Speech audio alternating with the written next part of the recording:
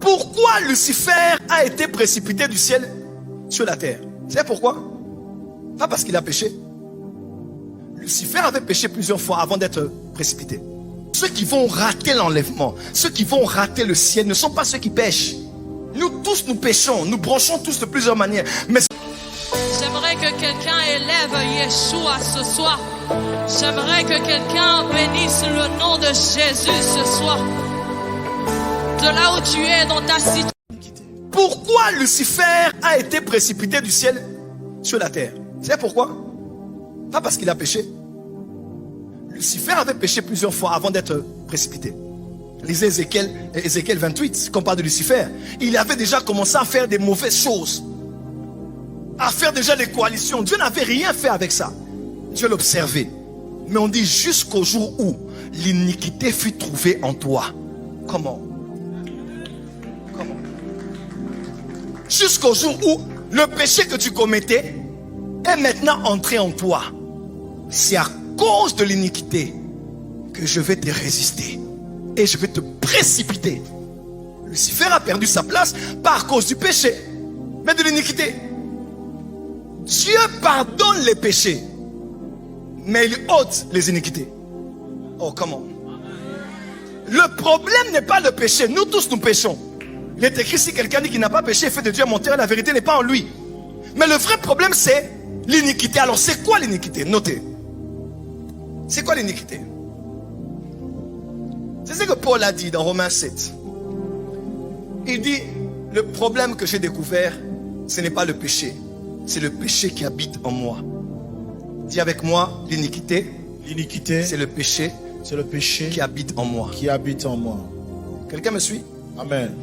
L'iniquité, c'est le péché que tu commets, que tu as commis et que tu commets encore, et dont tu as pris plaisir, qui est devenu une seconde nature, qui s'est enregistré dans tes gènes, qui a atteint son paroxysme, qui est devenu une doublure de ta personne. Même lorsque tu n'es plus, c'est ça qui va poursuivre ta descendance. Car je suis l'Éternel qui punit les iniquités, pas les péchés. Qui punit les iniquités des pères sur les enfants jusqu'à la 3e, 4e génération. Le problème n'est pas le péché. Le problème, c'est le péché qu'on a tellement pratiqué et qui s'est codifié en nous. C'est ce péché incarné-là que Dieu n'aime pas. Mon fils, quand on parle de Jésus, on parle du mystère de la piété. Le mystère de la piété est grand. Il a été vu des anges, n'est-ce pas? Il a été emmené dans la gloire à la fin. Mais quand on parle de l'antichrist, on parle du mystère de l'iniquité. Pas du mystère du péché. Parce que l'iniquité, c'est le péché incarné. Comment? C'est le péché qui atteint son paroxysme.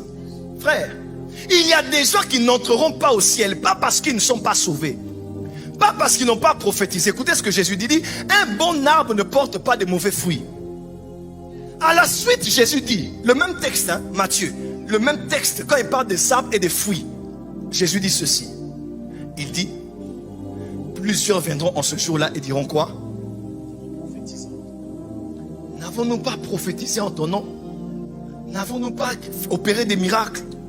N'avons-nous pas guéri des malades? Mais il dira quoi? Éloignez-vous de moi, serviteur du péché, serviteur de l'iniquité. Ceux qui vont rater l'enlèvement, ceux qui vont rater le ciel ne sont pas ceux qui pêchent. Nous tous nous péchons, nous branchons tous de plusieurs manières. Mais ce sont ceux qui ont fait de ce péché-là une pratique. Ils aiment ça. Ils sont addicts à ça. Ils sont accros à ça. Et c'est devenu une seconde nature. C'est ça qui fera que on vous mette dehors ceux qui aiment et pratiquent.